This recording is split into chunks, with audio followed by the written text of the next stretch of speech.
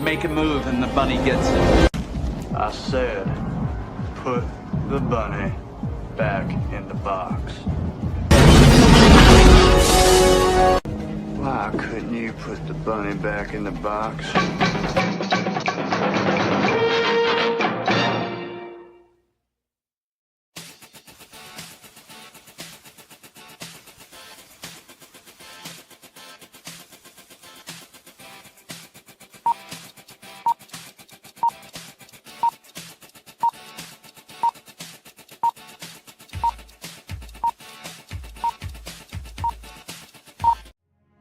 In the heart of a major city, in a place raised to honor Earth's past protectors, the world will again learn, sometimes, superpowered intrigue doesn't stop at the grave. Galaxy Memorial Park, Volume 1. Crowdfunding now on Fund My Comic.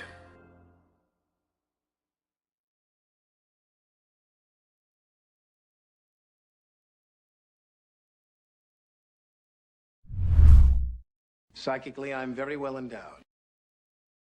I want to know what you're thinking. There are some things you can't hide. I want to know what you're feeling. Tell me what's on your mind.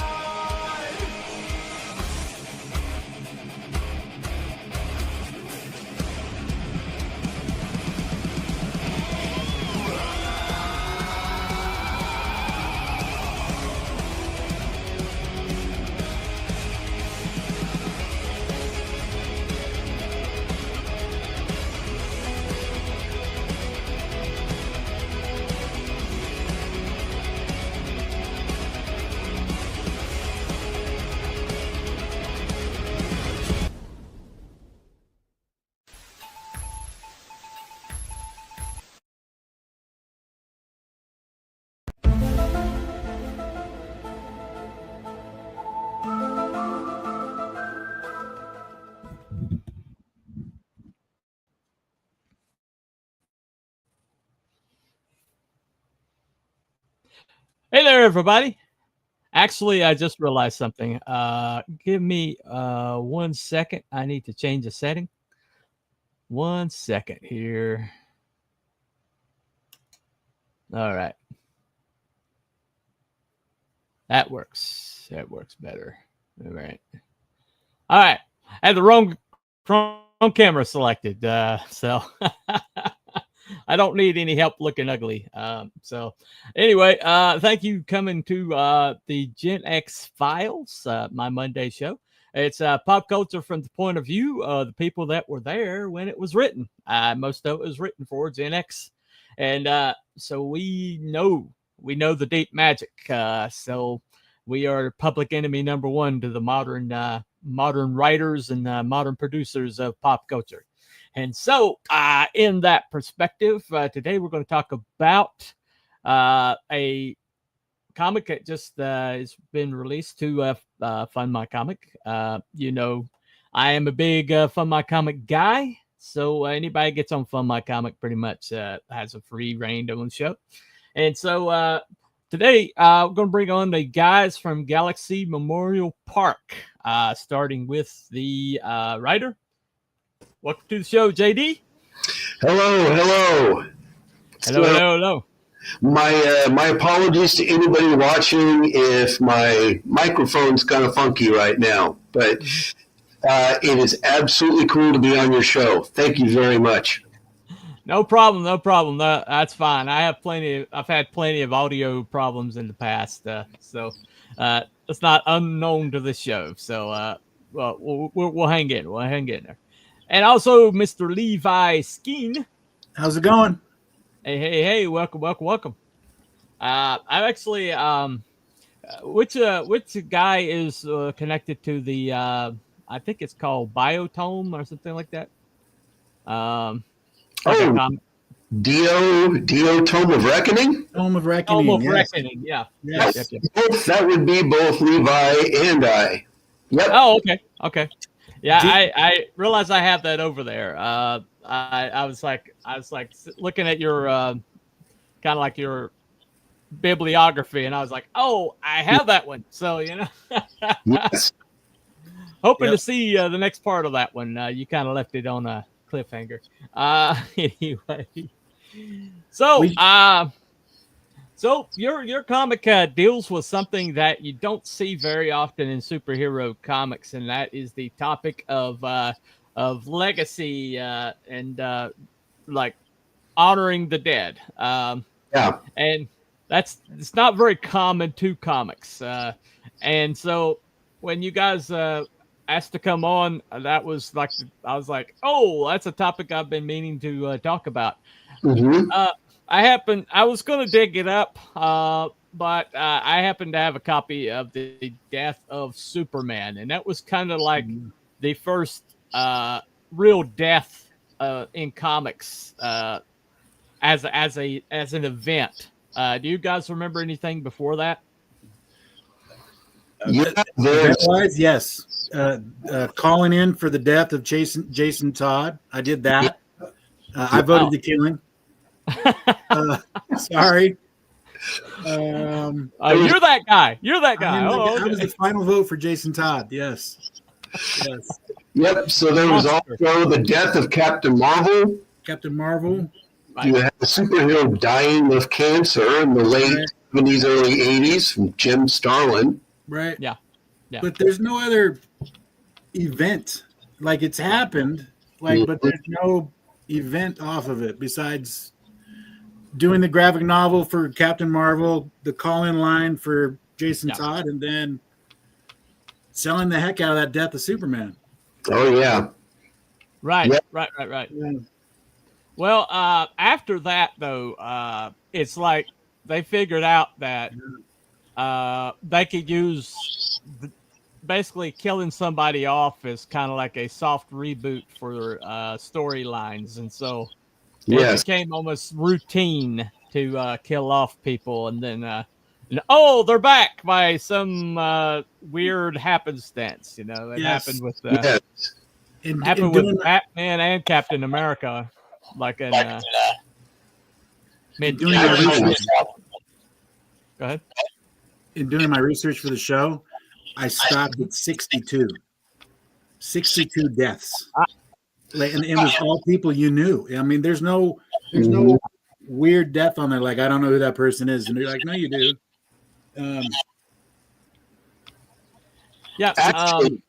Actually wasn't there. It's just now occurring to me. So back in the mid 70s, you had Spider-Man, you had the death of Gwen Stacy, and you also have right before that her dad, Captain Stacy.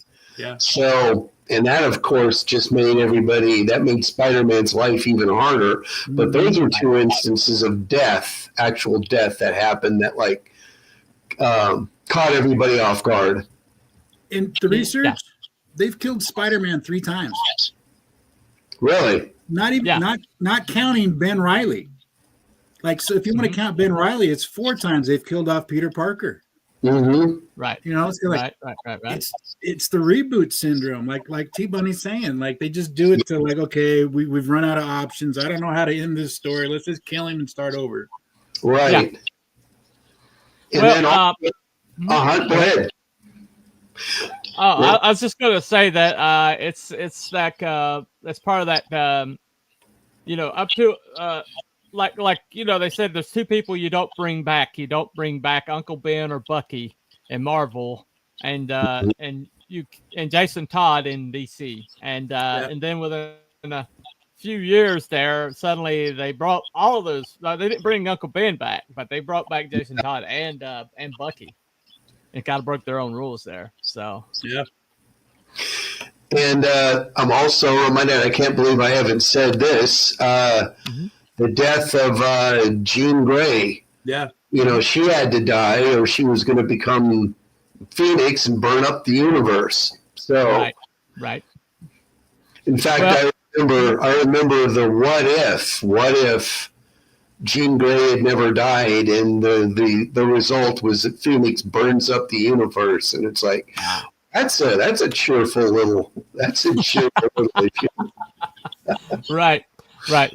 Well, but I think the whole Phoenix thing, the death and rebirth, inevitably she was going to be brought back, but that really got convoluted. I mean, they said, oh, it wasn't actually her that died. It was like a cosmic entity that created a Jean Grey shell for itself, and that's what actually died. And of course, they've messed with the Phoenix Force multiple times since then. But I mean, that's the thing, though. Anybody that's ever felt a real death, they have a lot more respect for writing it into their stories. And you can always tell.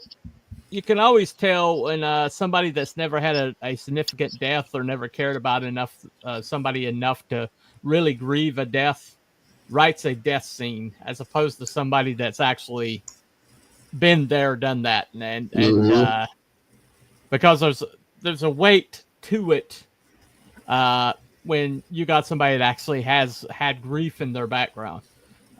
You see this like Jack Kirby. He was a World War II veteran and saw a lot of his friends die over there. And so he didn't kill anybody off like without a real significant moment happening, He would be a good example of somebody that could write a character death. But that's all part of it, though. It's like life experience, they just don't hire anybody with life experience to write comics anymore. Yeah. I think that's a generational thing. I think the people in the industry that we grew up on were working professionals that took comic book jobs to pay the bills, and and then we grew up in the later generations as people who actually just wanted to be comic book artists, other than artists needing to pay their bills. You had graphic designers coming in, dipping their toes into comic books back then, and they knew how to get the job done. So, yes, yeah. So it's an industry run by fans that have entered into the industry, and you can pretty much say that with just about any industry, or even any industry when it becomes. I mean, like movies and shows, entertainment in general, it's like a closed loop. And the only way, I mean, it's just like with genetics, if you want to have a stronger generation being born, you got to start, you got to basically start introducing it's kind of like the whole royal bloodlines back in ancient times, like ancient Egyptians, you had cousins marrying cousins, and that was expected, but their genetics, they started to break down mentally and emotionally. They started to become more immature. You had stuff like what do you call it? I forget. Basically, where you bleed and you don't have a way of stopping it, hemophilia or whatever it is, and that's what results. And it's the same thing with comics. It's just you say that comics are inbred. They are now, unfortunately. I mean, it's sad. I'm not trying to be insulting or anything like that, but it's like you gotta get people that have experience outside of comics, and especially you need to have people that want comics just for comics and not, this is my stepping stone to getting a Netflix deal. Here's one that came in. Straczynski. Oh yeah. He did not start off in comic books. He started as an outside force, and when he came into comic books, it was a gigantic wildstorm for him. He had tons of hits.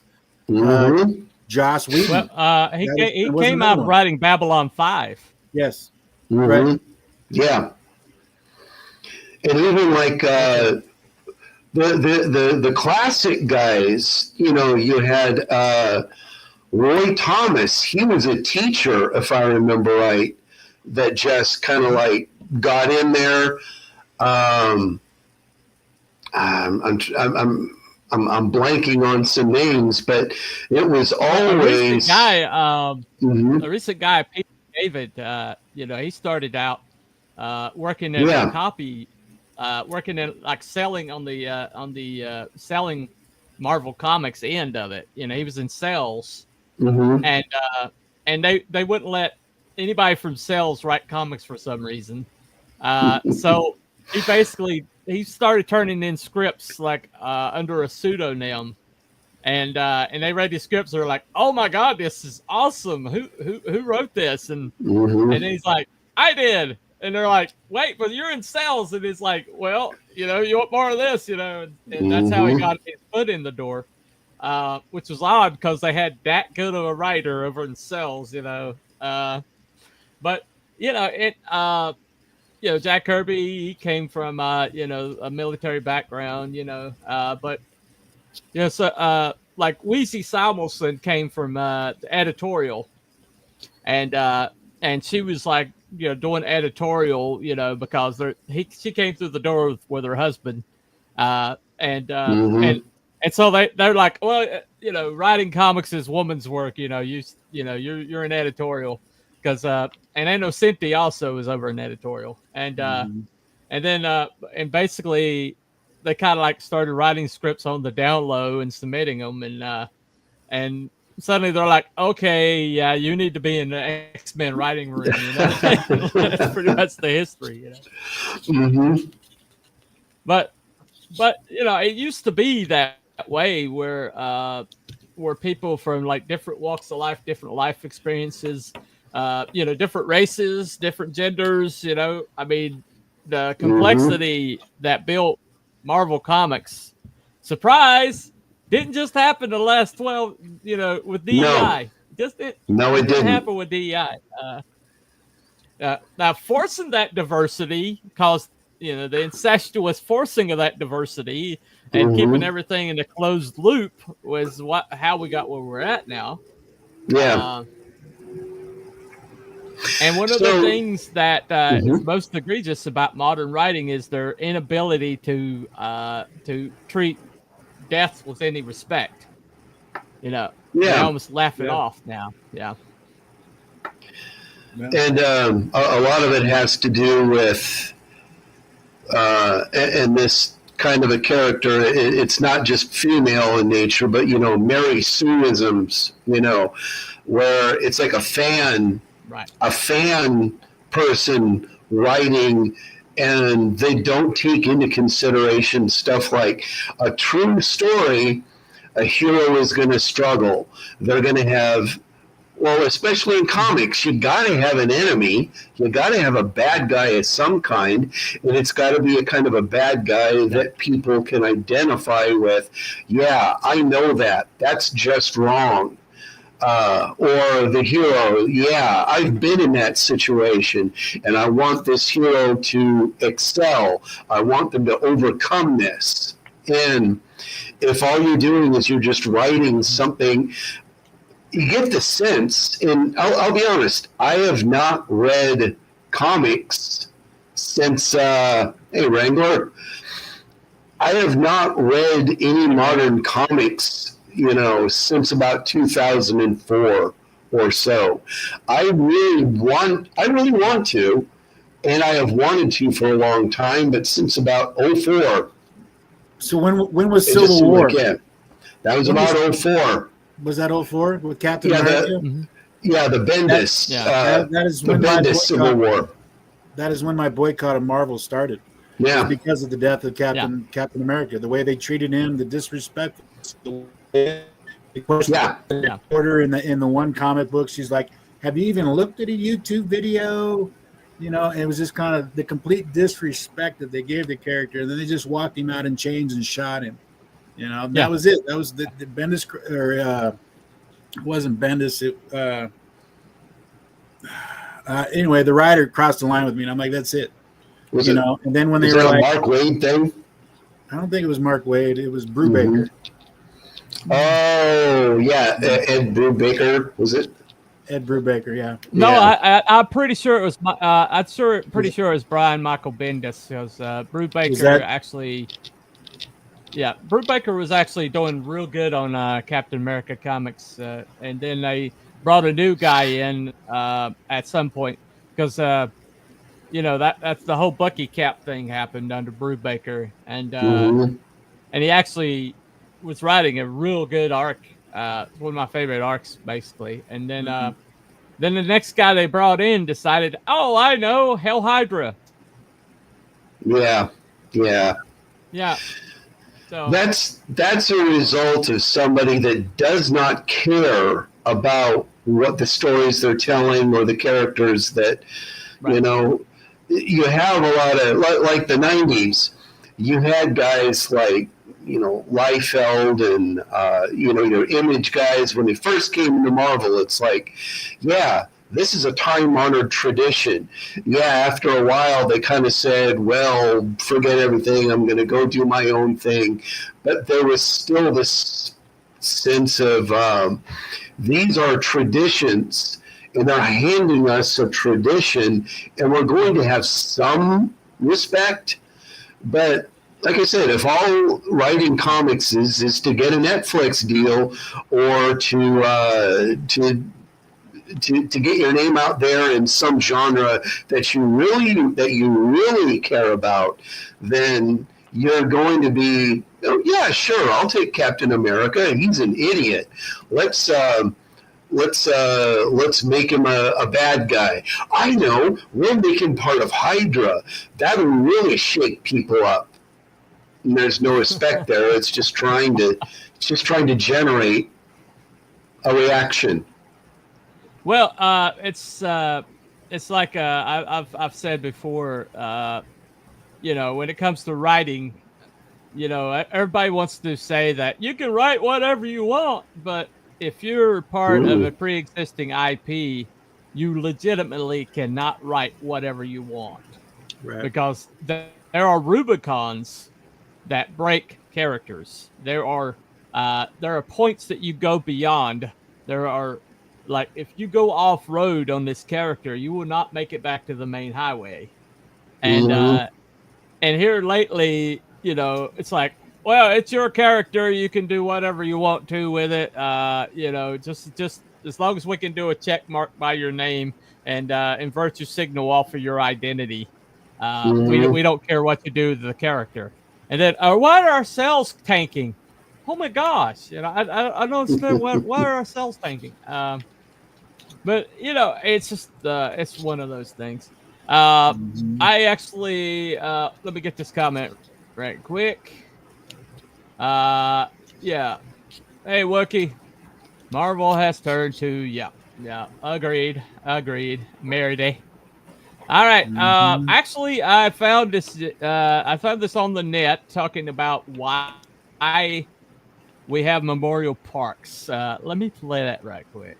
Memorial Day is almost a week behind us. I was here at the State Veterans Cemetery. I was here for work to cover the annual Memorial Day observance, and I'm back again now. I kind of wanted to take a look at this place in a light where a lot of the flags have been taken down. There's a few people remembering their loved ones, but why do places like this exist? Why do we do this? Why do we have a place where we put up memorials, whether it's for quote unquote everyday people or for whom we would consider heroes, first responders, firefighters, for law enforcement? And this place right here, this is a place meant for military, for those who gave their lives in the service or ended their lives after their service was finished. Why do we put places like this up? We do so to remember. Why do we remember? Because one of the biggest things that we do as human beings is we forget. We forget what has gone on before us. We forget about our national history. We forget about our personal history. We forget about our neighborhood history. We forget about all of these things because we get so caught up in our lives, and we don't want to be bothered. We don't want to be reminded of the unpleasantness. We just want to go on. We want to go on about our lives, and we just want things to get better and better. And better and better, unfortunately, means more and more comfortable. So that's why we build places like this. That's why we put up monuments. Not everybody's fortunate enough to be born in a place like America, the United States. I was. And for a lot of my life, I took advantage of that. I didn't care. It was like, well, I don't like this and I don't like that and I don't like the other thing. I don't like various aspects of this place. That was ungratefulness. And ungratefulness comes from not remembering. Gratefulness, appreciativeness, that is a big thing.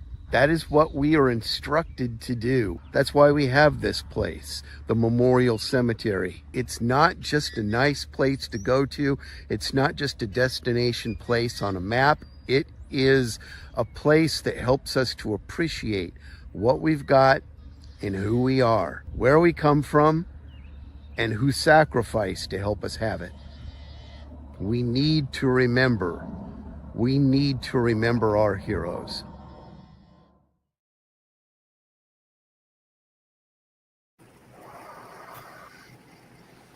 True, absolutely true. And that's the thinking behind Galaxy Memorial Park. Why do we have memorial places like that?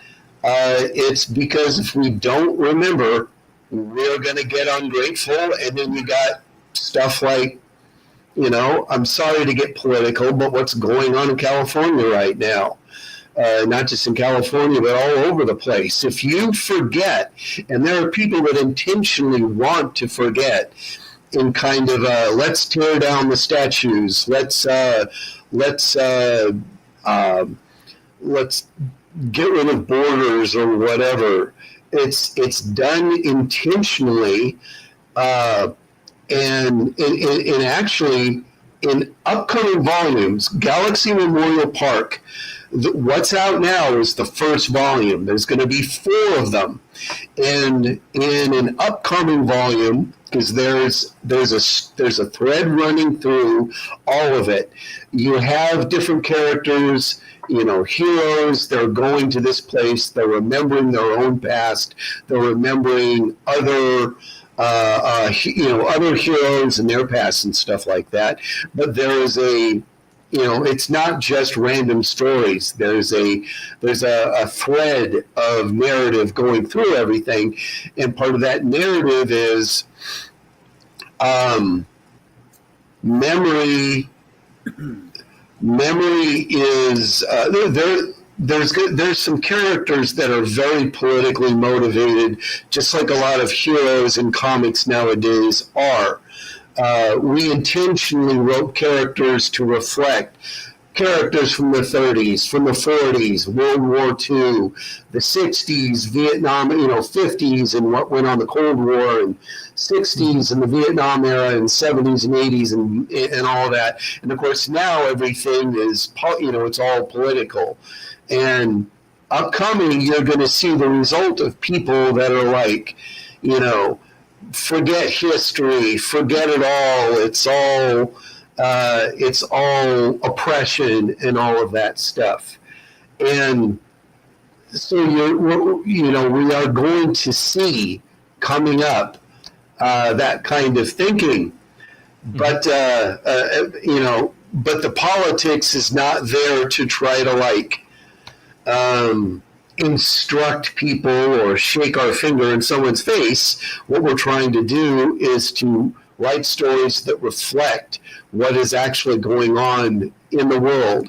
Yeah. But the thing that we do want to talk about is that there's memory, And we need to.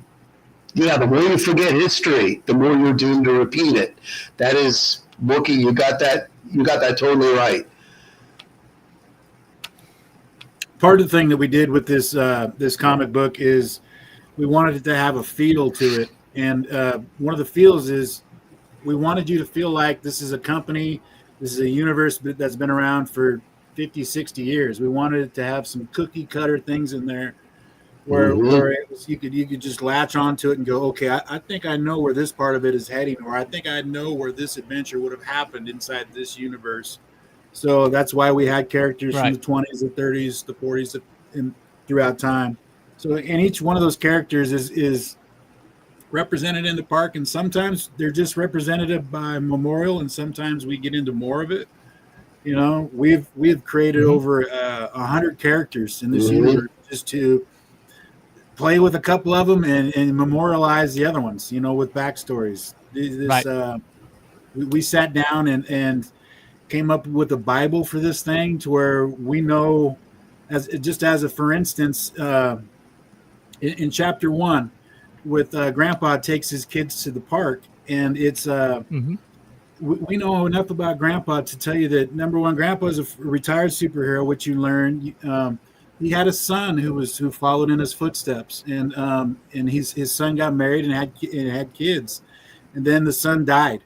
And then so he's stuck with a daughter-in-law that does not want the grandkids to follow in the father and the grandfather's. You know, to me, that's very much a military a story.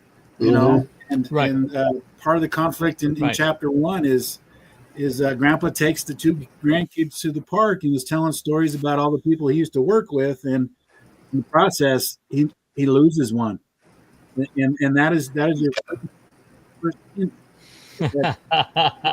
part, right.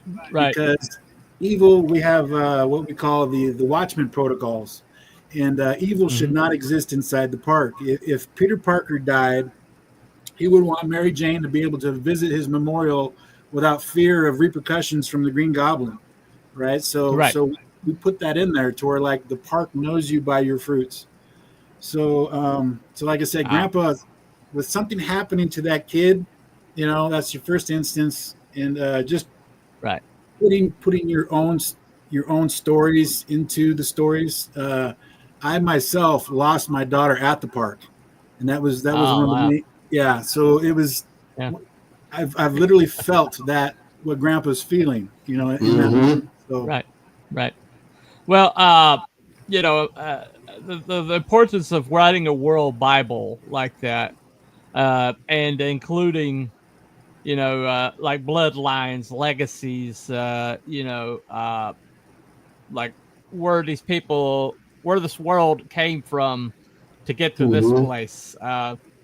It adds so much depth and complexity, and you it's like I've told people before. It's like there's 2 approaches to writing. There's the stay behind the ropes and look at the diorama kind of writing style, and then there's the writing style where there are no ropes. Roam around, you know. Check out the sites, you know, and one takes a way higher degree of writing than the other, but it's such a more enriching and enjoyable thing when you could basically, you know, one of the things I love to do is I love it when people invite me to, like, create a character for their world, and that means that their world is healthy enough that I can live there, or I can, like, have a life there if I wanted to, and that takes so much more planning than the other approach, which is basically like, stay behind the lines, stay behind the ropes, you know. You know, what you see is all that you see. You know, there's nothing beyond that. It's all like cardboard cutouts and stand-ups, and you know, don't knock anything over. It's like Hollywood. You know, when they had those, you know, front-facing, like, buildings that were basically all made out of, like, like board, and there's nothing behind them. Yeah, There's no building like there. those like the old West towns that would just be just like you're saying. They were just big, plywood Backlots. fronts, backlots. Exactly. Yeah.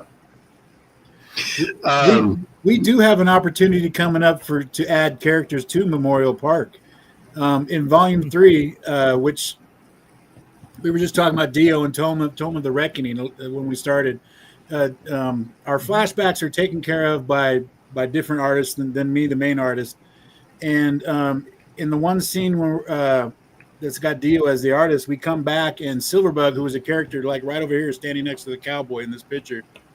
She's standing when we come to her again, she's standing in front of this memorial, and we plan on offering that up in the third campaign. Like we will memorialize your character at Galaxy Memorial Park, and so there is an opportunity for that in the future. Yep. Right. And the other thing, well, go ahead. Yeah. Go ahead. Anyway, feel free. Okay, cool. So we have, I'd say in the first couple of volumes, we're probably going to kind of keep things where not a lot of people are contributing beyond paid artists that we pay to illustrate flashbacks. And that's something that Levi just mentioned. So in Volume 1, because this is a memorial park, people are going there and then they're remembering. They're remembering, oh yeah, I remember when that happened. I remember when this alien race invaded, or I remember when this bad guy did this, or I saved this one couple from these guys over here. And, Volume 1 is basically just Levi. But beginning in Volume 2, you've got you have somebody remembering something to kind of emphasize where a character is at. Like it's somebody remembering, this hero used to really be on his game, and now he's just kind of hiding out, and he's angry, and he's not interacting. But I remember when, and then we see like him interacting with a villain, and then you see just how powerful this and how cool this hero was. And that's illustrated by another artist besides Levi, a Brazilian artist by the name of Marcelo Salazza. And Dio, he is illustrating a memory, that starts off Volume 3. And again, with Silverbug is kind of like Spider Girl, but without being Spider Girl, basically. Right. Yeah. But we have a lot of characters like that. They're almost, but not quite, just like Levi was saying, there are cookie cutters, there are tropes and stuff like that, because every comic book company has its Batman version. It's dark vengeance, dude. It's Captain America, Superman guy, and then kind of your smart alecky acrobat kind of character. And we have those. And I love all three of these characters and how they interact with each other. As you pointed those tropes out, I kind of filled in the blanks in my own comic universe. Mm-hmm. Yes. I was like, yep. Yeah, I have that guy. Yeah, I have that guy. Yeah. Son of a gun, I do have that guy. So part of this project started off. I mean, it's such an onion with all the different layers that came into it. And part of it was working with friends and stuff like that. And we knew that this flashbacks would be done by other artists. I would do the main work, and then the flashbacks would be done by another artist. And we wanted that to be abruptly different, because we wanted to have that feeling again of when you were a kid, and we played with this idea as well. We didn't do it, but we played with the idea of having an editor's note inside of these flashbacks. Like, hey, if you like this, this happened in Silverbug Adventures issue 127. Go to your local comic book Right. store and ask them for it. And we just thought, hey, that'd be a pretty funny joke, but some people might get mad about that, about going there and the book doesn't actually exist. But we wanted to have that feel of pretty much like the Marvel, ongoing universe. Yeah. yeah, Mhm. Yep. very similar to the Marvel Universe's official hand guide to the Marvel Universe. You know, Well, we had I have something similar called the FERA files. I have a fictitious federal organization that's overpowered people, and so they keep files on everybody, and so along with my book, I'm providing like some short stories that give backstories and things like that, and also like the information, like the bios on different characters and things like that, and you got to do your homework to be able to provide things like that. And I always when I look at somebody who's offering a universe to me that's that well fleshed out, like you know, Genuine Comics, Dave Brink was in here earlier, and you're talking about a universe. Yeah. I mean, you know, and oh, by the way, yeah, he treats deaths very well.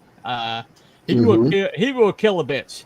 I mean, he will say, "Oh, you like this guy? You like his character? You think he's pretty heroic?" And you know, I mean, so in his world, you know, I mean, that's. But what that does, though, is when you know how to treat mortality in your world, and when you respect it, and when you're not afraid to kill off a character if the story, if that happens in the story, like Luke Stone's Hybrids is you know, he's killed several characters that I were very endeared to me, and I was a little ticked off at him after. And a guy named Shadowpunk put out a comic book. Unfortunately, not enough people got it, and he didn't keep it in production long enough, which I told him multiple times, Matt. But there was like some significant mortality in that book that literally gutted me. I mean, I told him after.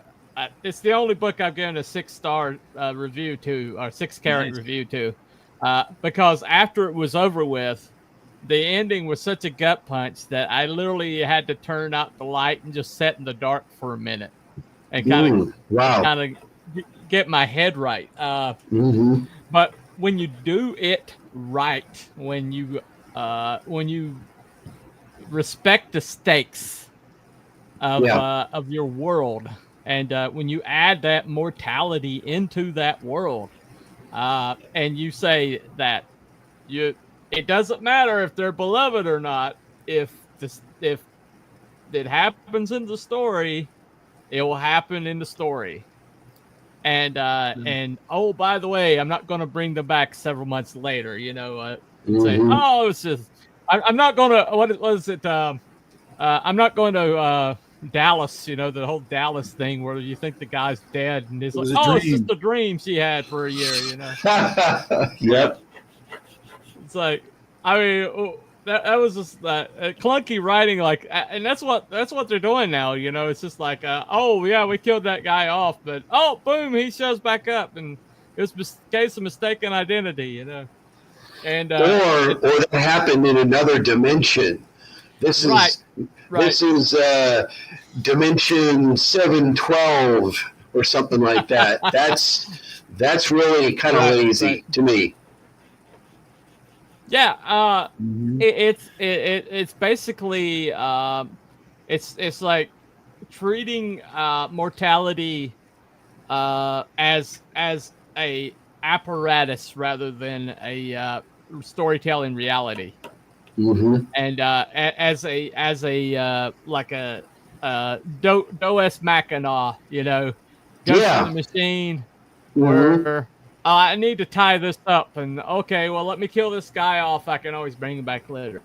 Yeah, right. And so the stakes aren't there anymore, and who cares? I mean, let's see. the Iliad and the Odyssey. I mean, one of the greatest heroes in the Iliad and the Odyssey is, of course, Hector. And what do? Achilles kills him. Not only kills him, it drags him behind the chariot, you know? Mm-hmm. and that's why we're still talking about Iliad and the Odyssey, is because, you know, Troy, it didn't end well for Troy. No. And so, you know, that's... Don't mess with another man's all the best woman. stories are like that. Right. Do not. You get 1,000 ships launched. Yeah. Yep, that's right. Who killed JR? Now, that was such a huge thing too. Back That was then. his brother. Oh, yeah. It was his brother. Yeah. Well, it's who shot Nice. JR. It was, they killed off his brother, then they brought him back after a dream. Come on, Wookie, get your 80s lore lined up. Come on now. So, Anyway. This list, and it's So, all yeah. it's all sensationalism in Yeah. comic books. There's not a significant one in there where you're kind of like, besides the old school ones, it's like they reached a point in time and they just started using it as that crutch. You know, I mean, Right. like, I had no idea that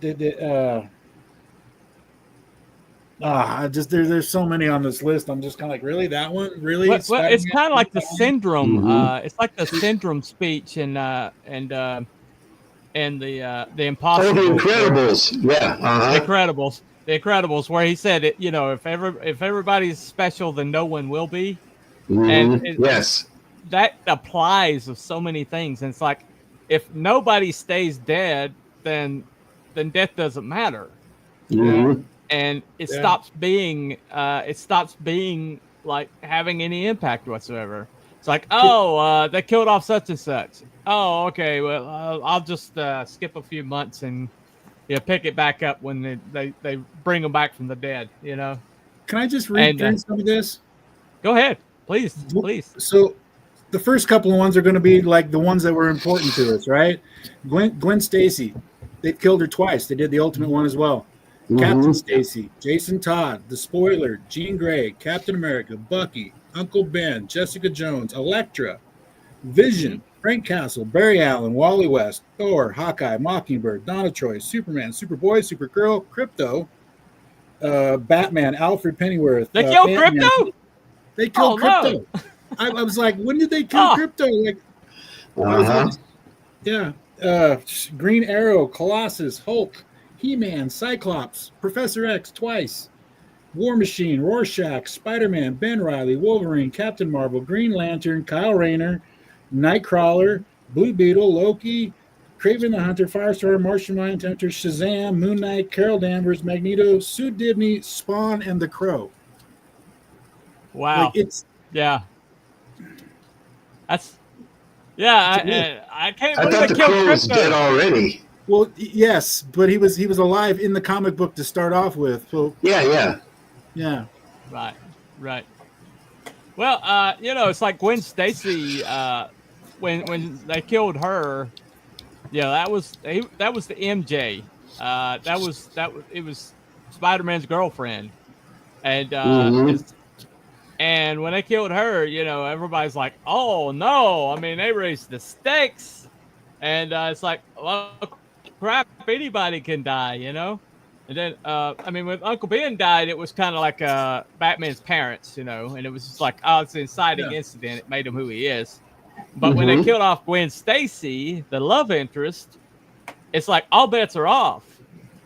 And before they started desecrating her grave by, bringing her back in all these different forms or whatever, Another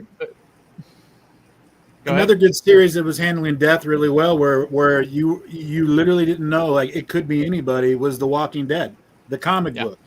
When you started reading that, he had no problem just taking a character out and just to shock you. And it wasn't really for the event; it was for the story. It helped move the story along. This is a good point. Spawn's on how the the hell list. did you call Spawn? Yeah. Well, he died to become Spawn. Right. Yeah. Well, it's basically when you don't like. It's like a disrespecting the audience too, in a way. It's like these people or these characters don't mean anything to me, and so I can, you know, you like his character, you like it, you like it. Well, you can't have him anymore. I'm killing him off, you know. Right. And then you wonder why the when Walking Dead, I had a cousin who loved Walking Dead. Okay, loved Walking Dead, and she just watched it all the time. And her favorite character was two characters was Glenn and Maggie. Oh, yeah. You know, Glenn. and well, earlier on in the season, they like well Glenn died. And you know, well, it turns out he rolled under when they were killing this other guy, and he survived. It's like, oh, he's still alive, you know. Yep. And then everybody's like, well, maybe they're not going to kill Glenn off like they did in the comic books. But then here comes the season finale, and then here comes the first season, the first episode. I can't remember, 5th season or something. Right. And they all like kill Glenn, but they brutally killed Glenn. I mean, we're talking brained him. Okay. And then my favorite character on Walking Dead was Abraham. Yeah. It's like Abraham doesn't die there. Like, no. It was like, ugh. Well, and then that was basically, that was also another like, oh, well, it turns out it was Abraham that they got killed. And everybody's like, oh, maybe Glenn can survive. Right. And then it's like, well, you had hope. You remember that hope? Well, gone. And that was why they lost their audience, was because it was so egregious and it was so disrespectful to the audience to do that. And it was they're being cute, okay. And you know, it's like a Last of Us 2, you know, that second, you know, game where they kill off the lead character. And but at least in the game, the woman that killed him off looked like she could swing a 9-iron. But then when they cast the second season of the show, they had this little shrimpy woman beat him to death with a 9-iron, and she doesn't look like she could lift it over her head, you know, and it's just like it's like verisimilitude broken, you know, but there's certain things that if you do it, you got to respect it. You've got to build up to it. Would you say that one of the greatest deaths in movie history was probably Tony Stark doing the snap at the end of Endgame? That was big. I mean, we hadn't seen anything like that in a long while. No, but they set it up. They set up a selfish guy who was never going to make the. I mean, Captain America said that you won't make the sacrificial play, and he tried to in the first movie, kind of like that was an arc. But then you see him; he's actually got something to lose. He's got a wife, he's got a child, but then he looks over and Doctor Strange tells him, you know, there's only one outcome where we win, and then Tony Stark's like, you know, it's got to be me. It's either me or the universe, and he chose the universe. And you see that happening, and he goes out like a boss, but he goes out. And now they're talking about reversing it. Doom. Yeah, I'm struggling. Why do you see RDJ showing up in casting? You know, because they're going to reverse it. Yeah. I'm struggling to find that sacrifice there in the movies. Like I can think of some deaths that shocked me, kind of, but not really the way Tony went out. You know, the self-sacrifice. You know, yeah. The only other thing that crossed over in my head was for like Yoda. You know, but that was fading out, and then another shocking one. As far as, because it was a movie when it came out, was the death of Optimus Prime, you know, and that one wasn't a self-sacrifice. Yeah, that was being taken out. By the bad wow! Yeah, crying in the theater. That kids, and Artax. That and Artax. Yeah. From Never Ending Story, the horse from Never Ending Story. Oh. I mean, come on. Yeah. So a big one, but this Gen kind of X, goes. man. Mhm. Go ahead. Yeah, go ahead. That's okay. So a big one, but it kind of goes hand in hand with they're going to come back. Was Spock dying at the end of Star Trek 2. And we weren't really used to that happening a lot. Because he's Spock. He's big. But he died trying to save the Enterprise. That's cool. But yeah, he came back in the next movie, and they had the little tiny teaser at the end where you see the photon torpedo tube and all of that. But that scene in itself was like added last second because Nimoy at that point, from what I remember, was like, okay, I'm going to retire here. Maybe if you want me to direct something, I'll do that. But then at the end of like at a rap party or something like that, he's like, you know, I changed my mind. I think I'd like to continue being Spock. And they're like, oh no, what are we going to do? And it's like, well, it's the Genesis planet. It regenerates things. So Star Trek 3 Search for Spock. But that was a big one. His death was huge. Yeah. Mm-hmm. Hey, going back, I was busy yakking when the other comment came up by Wookiee there. Like, what's worse, killing off a main character or turning them gay, trans, or completely different race or gender? Man, to me, it's the death of that character with all of that. Yeah, you know, all it's a character death. All of it. You significantly alter a character to where they're not the same character going forward. That's a character death. Mm-hmm.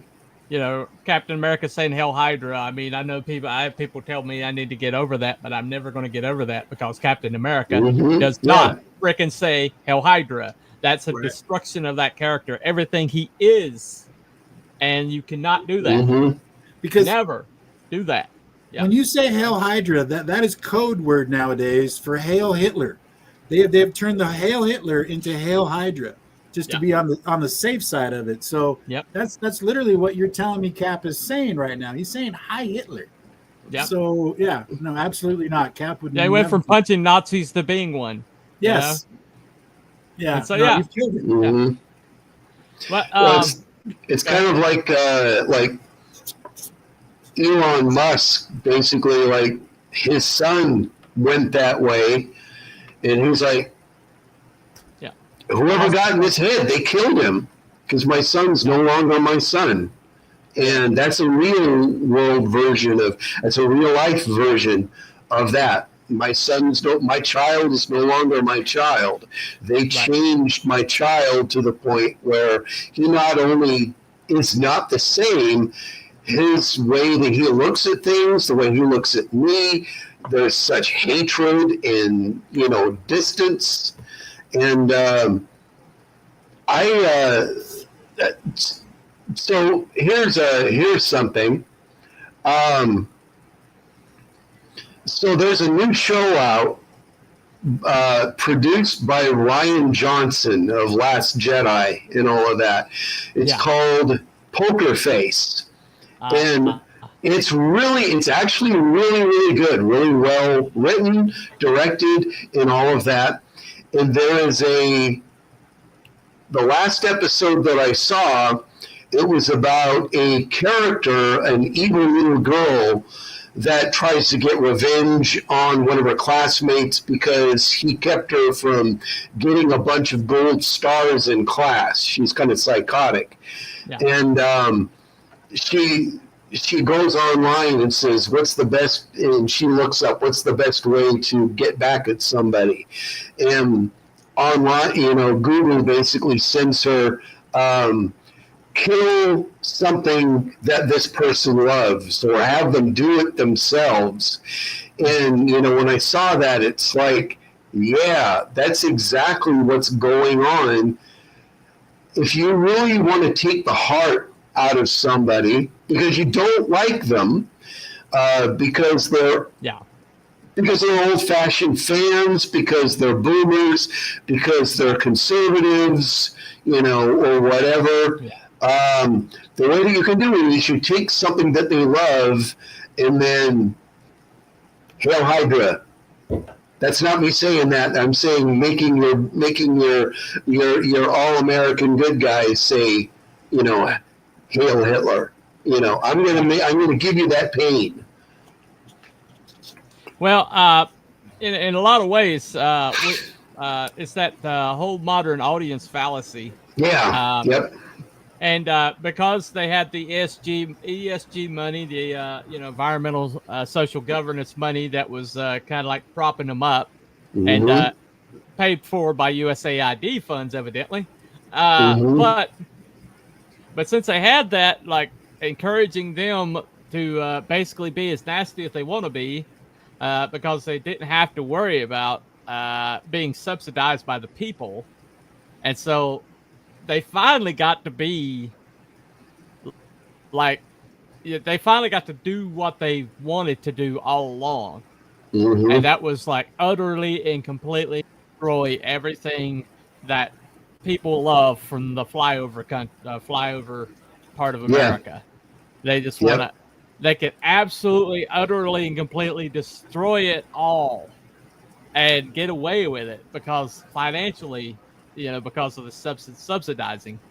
And they thought that if they thought they could basically throw off those people, and this other audience would show up, this audience that they were sure existed, because the Twitter told them so. Twitter told them that because of Twitter suppressing one side and all these other people were out here, they're thinking, oh well, we've got plenty of people out here because the conservatism and anybody left of or right of Mao was being suppressed.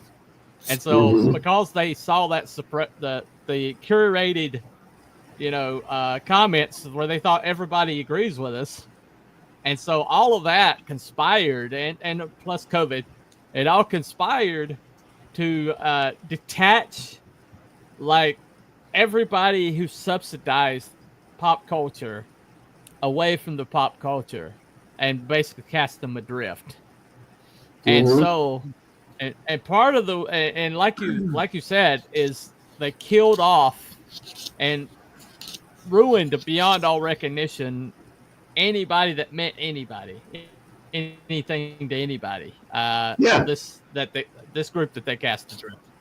You're not wanted anymore. If it's like Kelly Sue DeConnick said, you don't like our politics, don't buy our comics. Problem solved. And then they're like, well, wait a second, why aren't anybody buying our comics? Well, because that number that you were waiting for doesn't exist, darling. That modern audience doesn't exist, darling. These people over here you hate, despise, and you murdered everybody that they loved. Those people are the ones that paid your bills. Yeah. And so, go ahead. And they would beat us over the head with it too. In every single chance that they got, they wouldn't give us any kind of reprieve to actually go to this this escapism that we're comic books. This escapism, and you can't escape it because it's kind of, well, wait a minute, I'm troubled with this in my real life. I want to read Spider-Man and I want to get away from it for a little bit, but no, I can't because now you've drugged that same issue that I'm dealing with over here into my comic book. I can't escape it. So right. Well, they didn't want us to escape it. They wanted us to conform. They wanted us to bow the knee, bow the head and bend the knee, and they wanted us to basically like change our whole entire worldview to adjust to what they were shoving down our throats, or at least shut up about it and consume product. Yeah, that's what they wanted us to do. But the problem is, we're freaking Americans. We don't do that shit. That's why America exists. You cannot order us around. We will rebel. We will rebel. It's in our DNA. It's in our freaking DNA. It's in our very makeup. It might work in Europe, and it for a certain extent, it has worked in Europe. But those people basically are about to be overrun. But it doesn't work in a fundamentally free society like America is. Because so in a free society, imagination works better in a free society because you'll find artists and stuff like in communism. There's nothing there to inspire them to become artists. Like name me the best painter that come out of Russia from the 1940s. I'm pretty sure there's people like Doc Blaylock that could do it, but I can't. I can't tell you who the best rock and roll there's band no art that came out of the USSR that we're still talking about. Nobody. There's no. Yeah, because communism. As a matter of fact, though, there are some groups that have come out of the former Soviet Union that grew up sneaking around and listening to American music and there's like a Chicago cover band called Leonid and Friends that has to be heard to be believed. They sound exactly like classic, like Chicago, because you say Lennon and Friends. Leonid and Friends, yeah, they sound exactly like classic Chicago. I mean, 24/6 and whatever that song is, whatever the number sequence is, just to kill it. But they aping the free pop culture is what brought the wall down, not anything that they did. Sneaking blue jeans in and wearing them in the privacy of your home, and things like that. Listening to radio stations from Europe, and quietly and secretly in back rooms, basically coveting the freedom that the rest of the world had. That's what brought the wall down. And that's what's bringing China's wall down, by the way. They are on a powder keg right now. The more they suppress it, the more they clamp down. Yeah. The more things are spreading. And they don't understand that. It's like, well, why can't we suppress this? Why can't we kill this? Let's suppress it some more. Let's suppress it some more, and crush it. But they just don't understand. Everybody wants to be free. Mm-hmm. Have you heard of a documentary called Chuck Norris versus Communism or Beat Communism? So no, I haven't. I think it might have been Czechoslovakia. I don't remember the actual country, but it was one of the Iron Curtain countries, the Soviet Union satellite countries, where just like everywhere else, Western movies were outlawed. You were not supposed to show them at all. Right. But the black market was out there, and people would watch American movies that had been narrated over by this lady, where she would dub the dialogue, she would say what the characters are saying, she describes what the characters are doing, or something like that. And so people would watch Cannon films, Chuck Norris movies, and all of this. And this documentary, what it says is that, just like you were talking about with the music. So like I said, I think it's Czechoslovakia, but the citizens of this country would watch this, and Western ideas would start to come to them, and they would start, hey, wouldn't it be cool if we could do this? Hey, wouldn't it be cool if we could do that? Right. Eventually, if I remember right, that was one of the countries that in 1989, when the wall came down between East and West Germany, suddenly all of these dictators, I think it was the country where like people stormed this guy, a dictator, like he was up on this balcony, and they basically grabbed him and pulled him down. Nikolai Ceausescu. Ceausescu, I think so, yeah. But it's like what this documentary basically says is like like there was they interview this guy who's older, but he remembers being a kid and watching these movies and going, yeah, it was just like I had a world of adventure in my head where I could beat bad guys and I was ultra strong and all that. No, I had never felt anything like that before. And that's what totalitarians don't like, is when people start feeling, hey, Yeah.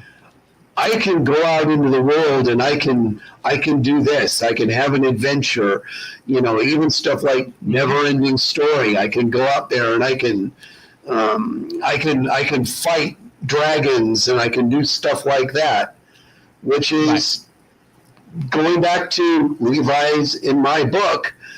I'm hoping, just like other people that are making independent comics, that somebody will read this and it will catch in their head and go, yeah, this is cool. I would love to be like the Drifter or Batman or High Plains Drifter, basically, or USO or Half-Life or Bull-Eyed Kid or all of these superheroes that we've come up with. Well, pop culture is our hero fiction. It is it's our lore. It's our mythology. You know, pop culture is how we dream. You know, and and how we dream of the future is science fiction. You know, how we see ourselves is we all the bravery and things like that. I mean, it's all part of what makes us who we are. And when you can't kill that, you cannot kill that, because even if you kill off Batman, or even if you have Captain America say Hell Hydra, even if you like race or gender swap everybody else across the board like Marvel did at one point, you still, the people are going to make their own version of that. You know, Hell Hydra produced my character Ironsides. You know, I mean, he's not a 1-for-1 Captain America, but he's a Captain America type. Yeah, and you know, I was so like that like turned my stomach so much. I left work when I saw that they were going to do that, because I knew there's no coming back from that. And I don't care. You know, you don't have 100% freedom when you're writing somebody else's characters. You're writing somebody else's world. You do not have 100% freedom. You have to keep it in the rails. Yeah. But when you write an independent comics, when you're writing these worlds from scratch, the world's your oyster. You can do whatever you want to. And what you guys have chosen to do is something I really love. Really like the look of it, and definitely backing it once I get a chance to. Cool. It is on Fun My Comic right now, and Fun My Comic is the free speech platform. Free speech. It is now. Yep. And it's as American as apple pie. And I love the fact that it exists, you know, and you guys are on it. The link is in the chat right there. Go ahead. It's one of the main reasons that we decided to come back and do this. You know, otherwise it was just a story sitting around that I was working on. We were probably working on it 2 or 3 years before we even found Fun My Comic Book.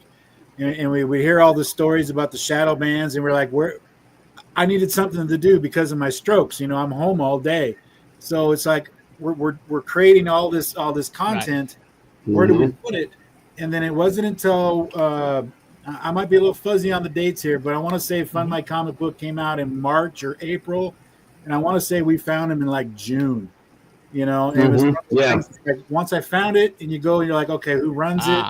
What are they like? And then you find Luke Stone, and you hear Luke Stone's story, and you're kind of like, oh, wait a minute, you know, like I can get behind what is happening here. It's the real deal. Yeah. Yep. Yes, he is. Yeah, real deal. Yeah.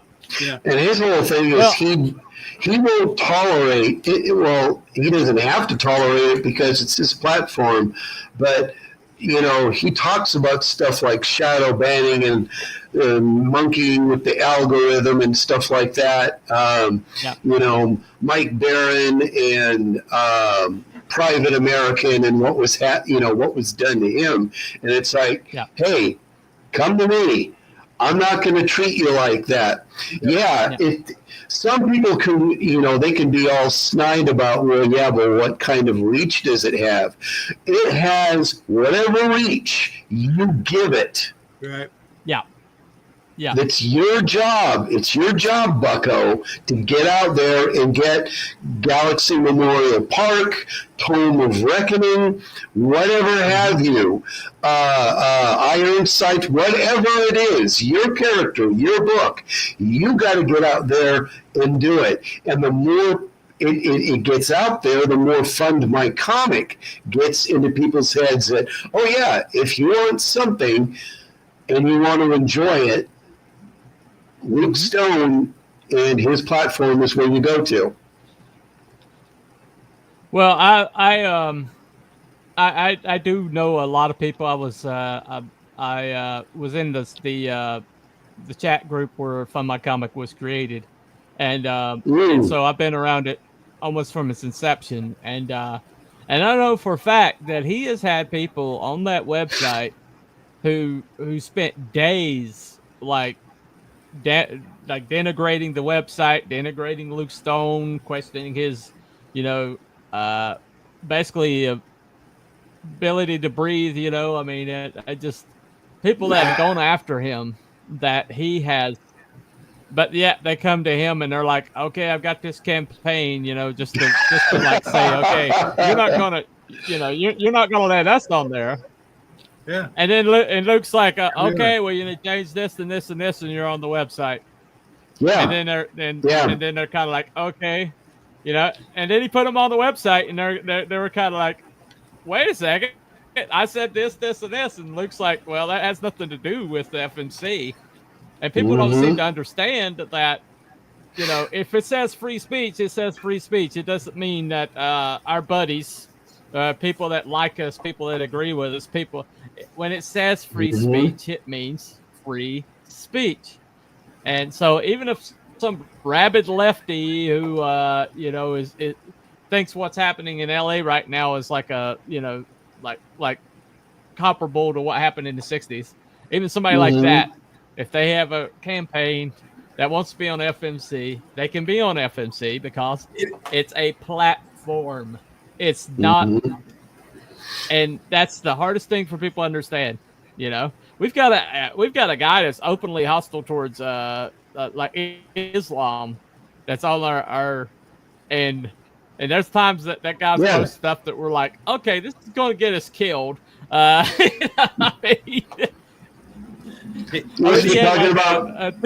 about Bosch Foston.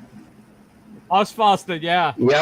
I just want to go back real quick. You touched on the 1960s, right?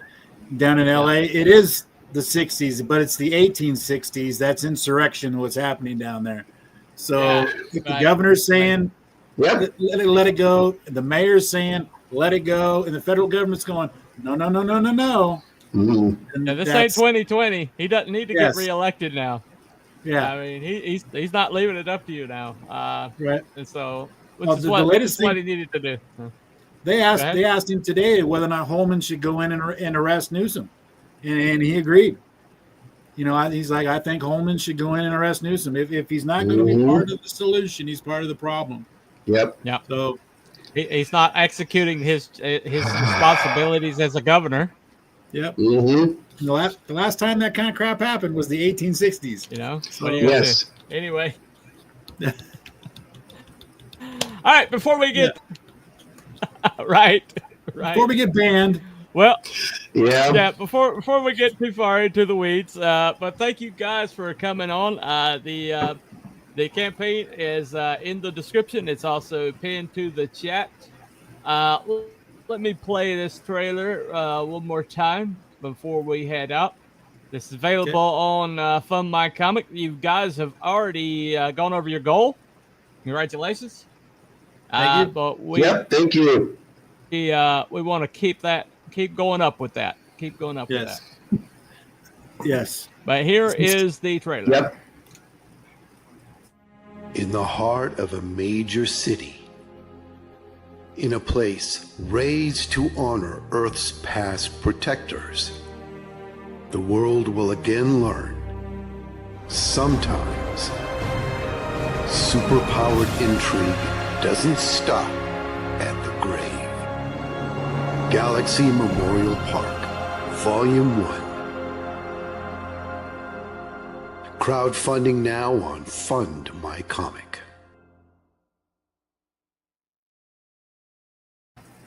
Boom. You're muted. You're muted. There we go. There we go. There we go. Short and sweet. All right. Hey.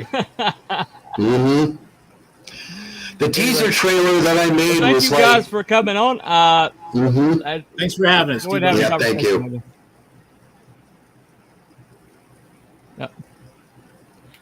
Yep. Do you have a longer trailer somewhere? No, I made a longer trailer. It was about 2 minutes long, and that's kind of why I just, why we decided to do a lot shorter one. Short and sweet, that's all it is. Listening to Luke Stone on Nerd Bacon on Thursdays, they brought up that statistic that people that go on to Fund My Comic Book only watch the video for 15 seconds. And that's it. Mm-hmm. Yeah. Why have a longer Yeah, one? I probably should shrink mine down. Mine's about a minute and a half, so it is what it is. Anyway, all right. Well, thank you guys for coming on. All right, appreciate it. Yep. Thank you very much. You guys have a very good night. No problem. Love having the FMC guys on. Same to you. And so, all right, we'll see you guys around. And remember, follow the White Rabbit, like and subscribe if you haven't. And we'll see you next time. So, bye, everybody. Bye. We'll see ya. Thank you. Since this pops up. There we go.